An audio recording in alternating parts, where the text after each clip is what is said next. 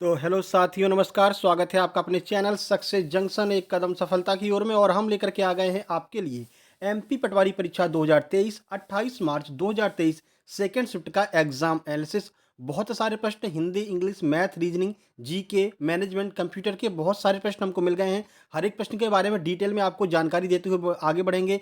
बहुत सारे same to same प्रश्न भी आ गए हैं, जैसे कि अर्जन का विलोम पूछ लिया है, मौसी का तत्सम क्या होता है। तो ये सारे प्रश्न हम आपको कराने वाले हैं। तो वीडियो को शुरू से लेकर के अंत तक देखेंगे और लाइक करके चैनल को सब्सक्राइब कर देंगे। लास्ट में हम आपको ये भी बताएंगे कि किस सब्जेक्ट से कितने प्रश्न आए हैं और आज की शिफ्ट का कितना कट ऑफ जा सकता है। बाकी उससे पहले आपको बता दें कि आज के क्वेश्चन जो हैं वो बहुत सारे क्वेश्चन हमारे मित्र शिवम लोधी के द्वारा यहाँ पर सेंड किए गए हैं। ये पिछले काफ़ी दिनों से लगातार सक्सेस जंक्शन से जुड़े हुए थे और इनको इस एग्जाम एनालिसिस का बहुत सारा फायदा इनको मिला है। जैसे HTML का प्रश्न कल ही हमने कराया था, आज HTML में एल का फुल फॉर्म पूछ लिया है। तो ये सारे प्रश्न इन्होंने भेजे हैं, तो इनको भी बहुत बहुत धन्यवाद। आइए शुरुआत करते हैं।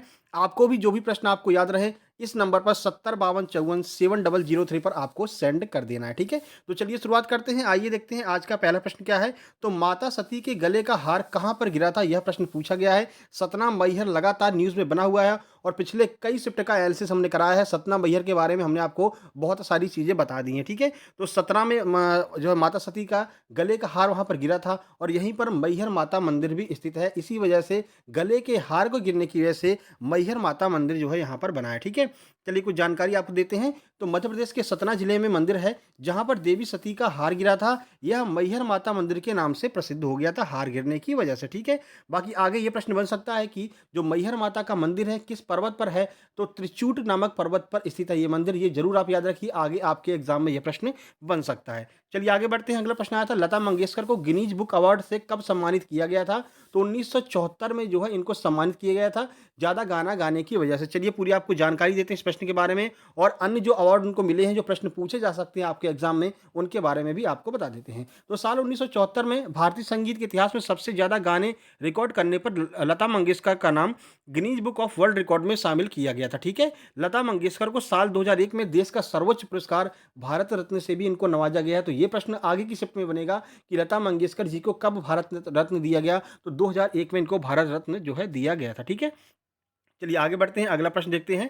कैबिनेट मिशन के समय भारत का वायसराय कौन था। सुबह ही हमने आपको बताया था कि ये मिशन वाले प्रश्न पूछे जाएंगे, मतलब भारत के वायसराय कौन थे। सुबह पूछा गया था कि कांग्रेस के समय भारत का वायसराय कौन था और इस टाइम पूछ लिया कैबिनेट मिशन के समय भारत का वायसराय कौन था। तो भारत के वायसराय को जरूर से जरूर देख लीजिएगा। एक प्रश्न अब यहाँ पर बनना शुरू हो गया है। एक टॉपिक व्यापम पकड़ लेता है फिर लगातार उससे प्रश्न पूछता है। तो वायसराय को एक बार आप जरूर पढ़ करके जाएंगे। तो लॉर्ड बेवल जो है वो उस समय वायसराय था जब कैबिनेट मिशन आया था भारत में। चलिए कुछ जानकारी आपको दे देते हैं कैबिनेट मिशन के बारे में। तो लॉर्ड बेवल 1944 ईस्वी से 1947 तक भारत में वायसराय के पद पर रहा था, ठीक है।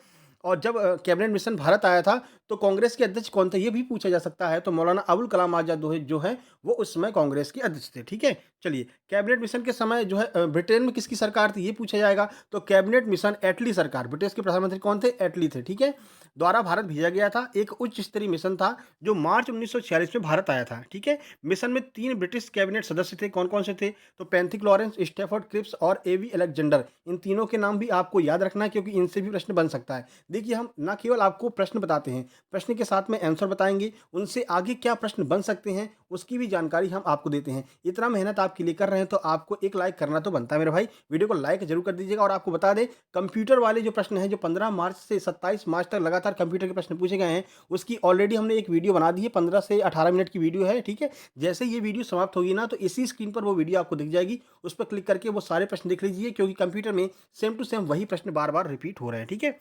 चलिए इनमें से किसे केक के देश के नाम से भी जाना जाता है, सॉल्ट केक के नाम से किसे जाना जाता है। तो सही answer Scotland, Scotland, Australia, America, Britain ऐसे आंसर दिया था। स्कॉटलैंड इसका बिल्कुल सही आंसर हो जाएगा। क्यों कहते हैं केक का देश, आइए देख लेते हैं। तो स्कॉटलैंड वह देश है जिसे केक की भूमि के रूप में जाना जाता है और शुरू में ब्रिटेन के 4 घटक देशों में से यह एक था। यह दावा किया जाता है कि यह ग्रेट ब्रिटेन के द्वीपों में से एक है। इसकी राजधानी एडिनबर्ग है और सबसे बड़ा शहर क्या है, ग्लासगो है, ठीक है। ग्लासगो में अभी जो आपका कॉमनवेल्थ भी हुआ था, ठीक है। स्कॉटलैंड को कार्डोनिया कहा जाता है, जिसका अर्थ होता है केक की भूमि। तो बस आपको इतना याद रखना है कि केक की भूमि किसे कहा जाता है, स्कॉटलैंड को कहा जाता है, याद रखिएगा, ठीक है। मौलिक अधिकार संबंधी समिति नेहरू जी ने कब बनाई थी? अब ये नेहरू जी वाली समिति पूछी गई है, ठीक है। कुछ लोग कह रहे हैं सरदार वल्लभ भाई पटेल वाली पूछी गई है, हम आपको दोनों बता देंगे। 1928 में नेहरू जी ने जो है मौलिक अधिकार संबंधी समिति बनाई थी। चलिए दोनों लोगों की देख लेते हैं। 1928 में मोतीलाल नेहरू के नेतृत्व में एक 11 सदस्यीय समिति का गठन किया गया था। अपनी रिपोर्ट में समिति ने सभी भारतीयों के लिए मूल अधिकारों की गारंटी सहित अनेक सिफारिशें की थी। ये अधिकार अमेरिकी संविधान और युद्ध के बाद यूरोपीय देशों द्वारा अपनाए गए अधिकारों से मिलते जुलते हैं। ये आपका मोतीलाल नेहरू जी वाली जो है मौलिक अधिकार वाली बात हो गई 1928 में, ठीक है। अब एक और मौलिक अधिकार समिति बनी थी जिसके अध्यक्ष सरदार वल्लभ भाई पटेल थे। तो सरदार वल्लभ भाई पटेल की अध्यक्षता 1947 में एक मौलिक अधिकार समिति बनाई गई थी। ये 1947 में बनी थी। अब ऑप्शन में क्या था, कौन सा पूछा गया था, वो आप कमेंट बॉक्स में कमेंट करके बता दीजिएगा, ठीक है। चलिए आगे बढ़ते हैं। ICC women 2021 cricket world cup में प्लेयर ऑफ द टूर्नामेंट का अवार्ड किसने जीता? जो अभी हाल ही में टी20 क्रिकेट वर्ल्ड कप हुआ है, प्लेयर ऑफ द अवार्ड किसे मिला है? तो एलिसा हेली को जो है प्लेयर ऑफ द अवार्ड मिला है। अब आईसीसी वुमेन से प्रश्न बनेंगे, तो चलिए कुछ आपको जानकारी दे देते हैं। तो ICC women 2021 cricket world cup को 1 वर्ष के लिए बढ़ा दिया गया था। 2021 में होने वाला था, बढ़ा करके 2022 कर दिया गया, ठीक है। 2022 आईसीसी महिला क्रिकेट विश्व कप का 12वां संस्करण। संस्करण याद रखना, 12वां संस्करण। क्या है कि इसकी तरफ लोग ज़्यादा ध्यान नहीं देते हैं, महिला क्रिकेट की तरफ, ठीक है ना। तो यहाँ से प्रश्न लगातार बन रहे हैं, ठीक है। अब वुमेन वाला लोग ध्यान नहीं देते हैं, तो उनसे प्रश्न बनेंगे, सीधी सी बात है। मेन वाला सबको याद रहता है, ठीक है ना। तो 12वां संस्करण है। मार्च और अप्रैल 2022 के बीच न्यूजीलैंड में ये आयोजित किया गया था। कहाँ पर? न्यूजीलैंड में ये आयोजित किया गया। जीता किसने? ऑस्ट्रेलिया ने जीता है। न्यूजीलैंड में आयोजित किया गया, ठीक है। ऑस्ट्रेलिया क्रिकेट टीम विजेता रही। एलिसा हेली 509 रन बना करके प्लेयर ऑफ द टूर्नामेंट रही। ये आपको पूरी जानकारी मिल गई वर्ल्ड कप के बारे में, वुमेन वाले में, ठीक है। यहाँ से प्रश्न बनेगा तो आप आराम से सॉल्व कर सकते हैं। नंदा रिवर कहाँ पर बहती है? यह प्रश्न बना है। तो नंदा रिवर जो है वो उत्तराखंड में बहती है, ठीक है। चलिए देख लेते हैं कुछ जानकारी। अलकनंदा नदी की प्रमुख सहायक नदियों में से एक नंदाकिनी नदी एक छोटी जलधारा के रूप में बहती है, जिसका उद्गम उत्तराखंड में नंदा देवी नामक पर्वत से होता है। नंदा देवी पर्वत से निकलने के कारण इस नदी का नाम नंदाकिनी या फिर नंदा पड़ा है। इस नदी का जो सफर है वो उत्तराखंड में पर्वतीय क्षेत्रों तक ही सीमित रहता है। तो नंदा रिवर पूछा गया, ऐसा कुछ लोगों ने बताया, तो हमने आपको पूरी जानकारी इसके बारे में दे दी है, ठीक है। आप भी प्रश्न जरूर भेज दिए कि जिसका भी एग्जाम हो तुरंत प्रश्न भेज दिया कीजिए, ठीक है।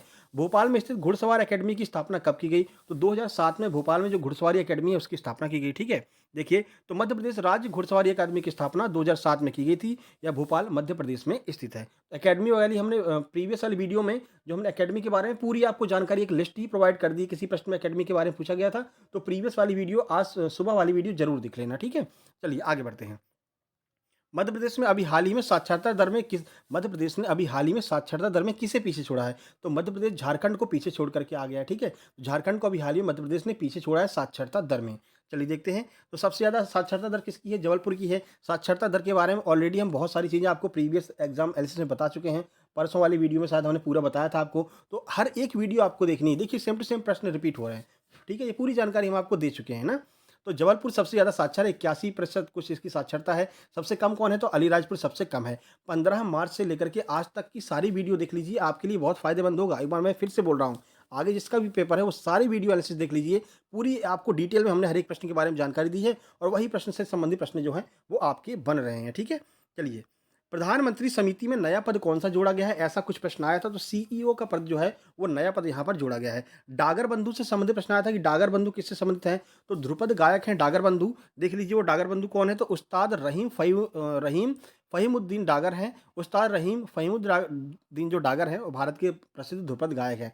देखिए हम क्या आपका समय बचाना चाहते हैं, ठीक है ना, इसलिए थोड़ा जल्दी जल्दी बोलते हैं क्योंकि समय आपके लिए महत्वपूर्ण है। कम समय में ज़्यादा जानकारी दे देंगे। अभी अगर हम चाहें तो इस वीडियो को काफ़ी लंबा कर सकते हैं, लेकिन समय नहीं खराब करना है, समय ही सबसे ज़्यादा महत्वपूर्ण है, ठीक है। प्रणव कोरी का संबंध किस जिले से है? तो उज्जैन जिले के रहने वाले हैं प्रणव कोरी। अब ये चर्चा में क्यों बने हैं, क्यों पूछा गया? सुबह भी हमने आपको 2 से 3 प्लेयर बताई थी सुबह वाले उसमें एनालिसिस में, क्योंकि वो प्लेयर भी आगे पूछ सकते हैं, ठीक है ना। अब वो ऐसा नहीं पूछ रहे हैं कि जैसे पहले पूछते थे कि भाई क्रिकेट के कौन से प्लेयर मध्य प्रदेश से हैं, ऐसा हम नहीं पूछ रहे हैं। अब जरा सा भी किसी ने अगर नाम कर दिया है उसका नाम पूछ लिया जा रहा है, ठीक है। तो उज्जैन के हैं प्रणव कोरी। अब क्यों पूछा गया प्रश्न, आइए देख लेते हैं। तो खेलो इंडिया यूथ गेम्स की 5वें संस्करण की राष्ट्रीय मल्लखंभ प्रतियोगिता में बुधवार को उज्जैन के प्रणव कोरी ने पोल रोप और हैंगिंग इवेंट में उत्कृष्ट प्रदर्शन कर मध्य प्रदेश को स्वर्ण पदक जिताया है। तो मध्य प्रदेश को खेलो इंडिया यूथ गेम में स्वर्ण पदक जिताया है, इसीलिए जो है ये प्रश्न आपके एग्जाम में बना है उज्जैन वाला, ठीक है। चलिए आगे बढ़ते हैं। एक बार आप एक काम कीजिए, जो भी हाल ही में वो खेलो इंडिया यूथ गेम हुआ ना भोपाल में, उसमें मध्य प्रदेश के कौन कौन से खिलाड़ी चमके हैं उनके बारे में जरूर पढ़ लीजिए, वहीं से प्रश्न बन जाएगा, ठीक है। मध्य प्रदेश सरकार ने राज्य योजना आयोग का नाम बदल करके नीति योजना आयोग कब कर दिया? तो 13 फरवरी 2020 को इसका नाम बदल दिया था।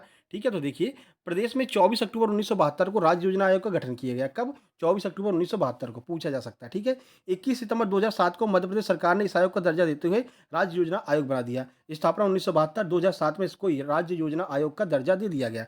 ठीक है, और 13 फरवरी 2020 को इसका नाम बदल करके नीति एवं योजना आयोग कर दिया गया। ये तीनों फैक्ट याद रखिए, आगे इससे प्रश्न बनने की संभावना है। चलिए देखिए, गौरी दंत धाम कहाँ पर स्थित है पूछा गया था, तो सागर में स्थित है गौरी दंत धाम। तो सिद्ध क्षेत्र रानगिरी से जंगल जाने पर करीब 5 किलोमीटर दूर स्थित दक्षिण वनमंडल परिक्षेत्र में प्रकृति की गोद में यह स्थित है। गौरी दंत धाम इसका नाम है। यह माँ गौरी की पाषाण प्रतिमा करीब 700 फीट ऊंची पहाड़ी पर विराजित है। ठीक है, 700 फीट ऊंची पहाड़ी पर माँ गौरी की प्रतिमा विराजित है, इसीलिए इसे गौरी दंत मंदिर कहते हैं। सागर ऑप्शन में भी था और सागर ही इसका आंसर था। ठीक है, चलिए अब चलते हैं अपन साइंस की ओर। वर्षा मापने के यंत्र को क्या कहते हैं? तो वर्षा मापने के यंत्र को हेटोमीटर या फिर वर्षा मापी कहते हैं। ठीक है, कुछ जानकारी देखते हैं। तो वर्षा मापने का मानक यंत्र 203 mm यानी कि 8 इंच का होता है, जिसे हम वर्षा मापी कहते हैं। यह अनिवार्य रूप से 203 mm के व्यास वाला एक गोलाकार फनल है, जो बारिश को आसांकित और आशंकित सिलेंडर में एकत्रित करता है। तो बस आप इतना याद रखिए क्या नाम है इस यंत्र का। तो यंत्र से भी प्रश्न पूछे जा रहे हैं, हेटोमीटर इस यंत्र का नाम है। ठीक है, चलिए आगे बढ़ते हैं। इलेक्ट्रॉन की खोज किसने की थी? तो जे टॉमसन ने इलेक्ट्रॉन की खोज की थी। अब इलेक्ट्रॉन पूछ लिया तो आगे और भी जो पूछे जा सकते हैं कौन कौन से हैं वो देखिए। तो जे थॉमसन ने इलेक्ट्रॉन की खोज 1897 में की। चैडविक ने 1931 में जो है न्यूट्रॉन की खोज की थी, और उसके बाद रदरफोर्ड ने प्रोटॉन की खोज की थी। ये तीनों आप याद कर रखिए, आगे आपसे इनसे प्रश्न बनने की संभावना है। लीवर का साइज पूछा गया था, तो 15 सेंटीमीटर का लीवर का साइज होता है। अब आगे जो है आपसे मस्तिष्क का साइज क्या होता है, मस्तिष्क का वजन क्या होता है, ये सब आपसे आगे पूछा जा सकता है। आंत की लंबाई कितनी होती है, ठीक है, एक बार देख करके जाइएगा। लीवर का साइज 15 सेंटीमीटर के आसपास होता है। ये 14 से 16 सेंटीमीटर तक भी हो सकता है। ठीक है, चलिए आगे बढ़ते हैं। पोस्ट ऑफिस बॉक्स में कौन सा मीटर लगा होता है? ये आपका फिजिक्स से प्रश्न बना है। तो व्हीट स्टोन मीटर कहते हैं, जिसमें प्रतिरोध को मापा जाता है। ये पोस्ट ऑफिस बॉक्स में लगा रहता है। ठीक है, किसी चालक प्रतिरोध का प्रतिरोध मापने वाले यंत्र को ओम मापी यानी ओम मीटर कहते हैं, और जो आपके उसमें लगा रहता है, पोस्ट बॉक्स ऑफिस में लगा रहता है, उसे व्हीट स्टोन कहते हैं। ठीक है, आगे बढ़ते हैं। ऑक्सीजन और कार्बन का ये प्रसिद्ध नहीं, यहाँ पर प्रतिशत है। ऑक्सीजन और कार्बन का कितना प्रतिशत जो है वो आपके इसमें उपस्थित है वायुमंडल में? तो आइए देख लेते हैं। तो 21 और 0.38% जो है वो आपके वायुमंडल में उपस्थित है। देखिए, जानते हैं जिस वायुमंडल में हम जीते हैं, सांस लेते हैं, उसमें 78.8% जो है नाइट्रोजन है। याद रखिएगा, प्रश्न बनेगा। ठीक है, 20.95% ऑक्सीजन है, यानी कि लगभग 21, और 0.93% ऑर्गन है, और 0.038% जो है वो कार्बन डाइऑक्साइड और थोड़ी मात्रा में जलवाष्प होती है। सारी हमने आपको बता दी है। आज कार्बन पूछ लिया है, कल हो सकता है नाइट्रोजन पूछे, ऑर्गन पूछे, तो सब आप आराम से बता सकते हैं। इसीलिए ये स्पेशल वीडियो रहता है हमारा एग्जाम एनालिसिस, इसीलिए स्पेशल है। एक प्रश्न बताएंगे, उसके बारे में आगे क्या प्रश्न बन सकते हैं उनके बारे में भी आपको जानकारी दे देते हैं। इनमें से कौन सी बीमारी जल से नहीं होती है? अब ऑप्शन तो नहीं पता है, लेकिन इतना तो हम कर सकते हैं कि जल के प्रदूषण की वजह से कौन कौन सी बीमारी होती है वो पढ़ लें। जो ऑप्शन में नहीं होगा वही आपका आंसर होगा। तो हैजा और टाइफाइड बुखार जैसी खतरनाक बीमारियां जल प्रदूषण से होती हैं। अन्य जल जनित रोगों में कौन कौन से हैं? तो दस्त, पेचिस, पोलियो और मोनेटाइटिस, मेनिंजाइटिस, ये जो रोग होते हैं वो सब जल के प्रदूषण की वजह से होते हैं। जल जनित जो है ये रोग होते हैं। ठीक है, चलिए आगे बढ़ते हैं। अब हिंदी की बात कर लेते हैं। तो भाई हिंदी में आज मौसी का तत्सम पूछा गया था। मौसी का तत्सम ज़्यादा लोगों को याद नहीं रहता है, तो मात्र स्वसा जो है वो मौसी का तत्सम होता है। ठीक है, अर्जन का विलोम पूछा गया था, तो अर्जन का विलोम व्ययन जो है वो अर्जन का विलोम होता है। ठीक है, चलिए उपमा अलंकार से एक प्रश्न था, तत्पुरुष समास से एक प्रश्न था, अलंकार में कौन सा लक्षण होता है, अलंकार के लक्षण से एक प्रश्न था। ठीक है, उसके बाद तत्सम तद्भव पूछे ही जा रहे हैं। मैथिली शरण गुप्त की कुछ लाइनें दी हुई थी, फिर पूछा गया था कि ये किस कवि की लाइन है, तो मैथिली शरण गुप्त की थी। ठीक है, उसके बाद संधि से एक प्रश्न था, और मात्रिक छंद के बारे में पूछा गया था कि इनमें से कौन से जिसकी मात्राएं गिनते हैं वो कौन सा छंद होता है, तो मात्रिक छंद होता है। ठीक है, तो मात्रिक छंद और जो है सम मात्रिक छंद, अर्ध सम मात्रिक छंद, ये आपको पढ़ करके जाना है। यगड़ मगड़ रगड़ जो होता है ये भी आपको पढ़ करके जाना है। यहाँ से प्रश्न लगातार बन रहे हैं। चलिए मैथ की बात करते हैं, तो बॉड मास तो आ ही रहा है। 3 प्रश्न बॉड मास के थे, 2 प्रश्न अनुपात समानुपात के थे। अब किसी ने बताया है कि लॉग टेबल से भी प्रश्न आया था, क्या ऐसा था? जो लोग पेपर देकर के आए वो बताएंगे क्या लॉग टेबल से प्रश्न पूछा गया था। अगर पूछा गया था तो आप कमेंट बॉक्स में कमेंट कीजिए। पाई चार्ट से 3 प्रश्न थे। डीआई बार ग्राफ यानी दंड आरेख से भी 1 प्रश्न था। टाइम एंड वर्क के 2 प्रश्न थे। एलसीएम एचसीएफ के आज बहुत सारे प्रश्न पूछे गए हैं। बताया जा रहा है कि एलसीएम एचसीएफ काफ़ी अच्छे संख्या में आया है, सरल ही आया है, लेकिन प्रश्न अच्छे पूछे गए हैं। ठीक है, स्पीड टाइम एंड डिस्टेंस से प्रश्न था। नंबर सिस्टम के 3 से 4 प्रश्न थे। प्रॉफिट लॉस के 2 प्रश्न थे। 1 प्रश्न सीआई से था। परसेंटेज के 1 प्रश्न में से वो मतलब डेटा सफिशिएंसी पूछ रहा है, यानी 1 प्रश्न पूछेगा फिर 3 ऑप्शन दे देगा, बताइए इनमें से कौन सा सही है। ऐसा प्रश्न जो है बताया जा रहा है कि परसेंटेज से ऐसा प्रश्न आया था। एवरेज में भी यही बताया जा रहा है कि 1 प्रश्न देकर के 3 प्रश्न उसमें पूछा गया था, ठीक है। माध्यमाधिका के 2 प्रश्न आए हुए थे। बताया जा रहा आए थे कि नहीं ये कन्फर्म नहीं है, लेकिन बता रहे हैं कि माध्यमाधिका के 2 प्रश्न आ रहे हैं। ठीक है, चलिए रीजनिंग की बात करते हैं तो सिटिंग जो है वो ज़्यादा मात्रा में आज रीजनिंग में आया है। गोले में बैठा करके अंदर की ओर देख रहे थे, ठीक है। नंबर सीरीज के 4 प्रश्न, कोडिंग डिकोडिंग के 2 प्रश्न, अल्फाबेटिक सीरीज के 2 प्रश्न, पेपर फोल्डिंग का 1 प्रश्न पासा से आया है। अगली आकृति के 3 से 4 प्रश्न आ रहे हैं और असंगत छाँटने वाले ज़्यादा प्रश्न आ रहे हैं, ठीक है। इनमें से कौन सा अलग है? तो 3 से 4 प्रश्न असंगत वाले आए थे। रैंकिंग के 3 प्रश्न आ रहे हैं और रैंकिंग के प्रश्न अच्छे लेवल के आ रहे हैं, ठीक है। वो मतलब उनका वो जगह चेंज कर देते हैं, बाएँ से 7वाँ है, दाएँ से 8वाँ है। अब वो आपस में अपना जगह चेंज कर लेते हैं, तो बताइए अब दाएँ से कौन-सा नंबर होगा? ऐसे वाले जो प्रश्न हैं, वो आपके इसमें पूछ रहे हैं ranking and order and ranking में, ठीक है। वर्गीकरण से भी 4 प्रश्न थे। चलिए इंग्लिश की बात करें तो भाई इंग्लिश में बिल्कुल भी चेंजमेंट नहीं है, इंग्लिश सेम टू सेम आ रही है, वही गिने चुने टॉपिक। एक्टिव पैसिव से 6 प्रश्न, डायरेक्ट इनडायरेक्ट यानी कि नरेशन से इस बार इस शिफ्ट में ज़्यादा प्रश्न आए हैं, ठीक है।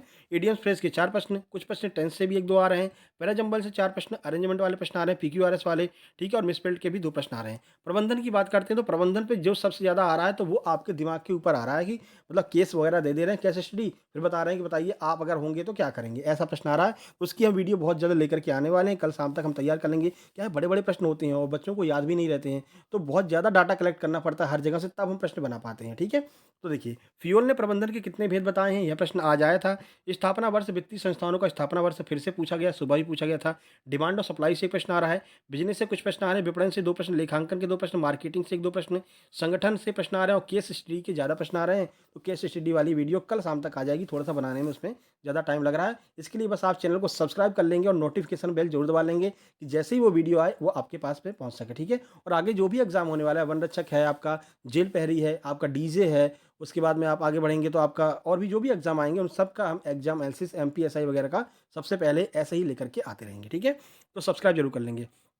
कंप्यूटर में एचटीएमएल में आज एल का अर्थ पूछा गया था। कल ही हमने आपको बताया था कि एचटीएमएल में चारों का मतलब क्या होता है? हाइपर टेक्स्ट मार्कअप लैंग्वेज होता है इसका फुल फॉर्म। हमने कहा था परसों उन्होंने टी का पूछ लिया था, हमने कहा था आगे आपसे एल पूछ सकते हैं, एम पूछ सकते हैं, एच पूछ सकते हैं और देखिए आज एल का अर्थ पूछा गया था, ठीक है? ये ऑथेंटिक प्रश्न हैं सारे, ठीक है ना? चलिए प्रोटोकॉल से प्रश्न आ रहे हैं, एमएस ऑफिस, एमएस वर्ड से 2-2 3-3 प्रश्न आ रहे हैं। सीपीयू का क्या काम होता है? ये पूछा गया था। डेस्कटॉप का क्या काम होता है? ये पूछा गया था। टीसीपी आईपी मॉडल से आ रहे हैं, ठीक है? ओएसआई मॉडल नहीं आया, टीसीपी आईपी मॉडल आया है। मेमोरी के 2 प्रश्न आ रहे हैं, ठीक है? इनपुट आउटपुट पहचानने के लिए आ रहा है, ठीक है? चलिए ओवरऑल अगर हम बात करते हैं तो ओवरऑल मैथ रीजनिंग के फिर से 75 प्लस प्रश्न आए हैं। मैथ रीजनिंग सबसे ज़्यादा आ रही है।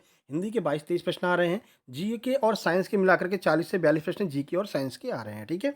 कंप्यूटर के 20 प्रश्न आ रहे हैं, 20 से 22 प्रश्न। मैनेजमेंट के वही 15-16 प्रश्न ही आ रहे हैं, जिसमें ज़्यादातर केस स्टडी वाले प्रश्न आ रहे हैं। किताबों से मत पढ़िए। अब केस स्टडी वाले जो प्रश्न हैं, उन पर थोड़ा-सा गौर कर लीजिए। अगर आपके पास नोट्स वगैरह हो तो वहाँ से पढ़ लीजिए। बाकी कल शाम तक हम वीडियो लेकर के आ जाएँगे, तो वहाँ से भी आप देख सकते हैं, ठीक है? आज के शिफ्ट की कट ऑफ की बात करते हैं तो थोड़ा-सा अच्छे लेवल का जो है आपका पेपर था। जनरल कट ऑफ की बात करते हैं तो 135 से लेकर के 140 के आसपास जो लोग भी होंगे, वो अपने आप को सेफ ज़ोन में यहाँ पर देख सकते हैं। इसी हिसाब से 2-2 3-3 नंबर आप कम कर सकते हैं अपनी कैटेगरी के हिसाब से, ठीक है? अब इतना हमने आपके लिए कर दिया, अब ये आपका फ़र्ज़ है कि वीडियो को लाइक करेंगे, चैनल को सब्सक्राइब करेंगे और दोस्तों तक शेयर भी कर देंगे। अब देखिए जो हमने आपको बता दिया वही सब पढ़ना है। मैथ में आप नंबर सिस्टम वगैरह कर लीजिए, कैलकुलेशन थोड़ा कैलकुलेशन पार्ट वाला जो है, वो आप ज़रूर कर लीजिए, वहाँ से प्रश्न बनेंगे, ठीक है ना? और ऑर्डर रैंकिंग अच्छे से पढ़ लीजिए, सिटिंग अच्छे से पढ़ लीजिए यहाँ पर, ठीक है? और डाइस वगैरह अच्छे से पढ़ लीजिए और कैलेंडर का भी एक प्रश्न बता रहे हैं, आया था, नहीं आया था, ये कन्फर्म नहीं है। बता रहे हैं कि एक प्रश्न सिंपल सा आया था कैलेंडर का, ठीक है? तो ये बड़े-बड़े मार्जिन वाले टॉपिक हैं, उनकी प्रैक्टिस कर लीजिए आप। ऑर्डर रैंकिंग की अच्छी से प्रैक्टिस कर लीजिए और जो सीरीज़ होती है ना, आगे कौन से प्रश्न कौन-सा नंबर आएगा, वो सीरीज़ आप अच्छे से पढ़ लो और डीप प्रश्न सॉल्व कर लो। वहाँ से प्रश्न जो है बराबर बन रहे हैं और अच्छे लेवल के प्रश्न बन रहे हैं, ठीक है ना? यही जो है नंबर कम आने का यही वजह है कि अच्छे लेवल के प्रश्न, बैंकिंग लेवल वाले प्रश्न बन रहे हैं, ठीक है?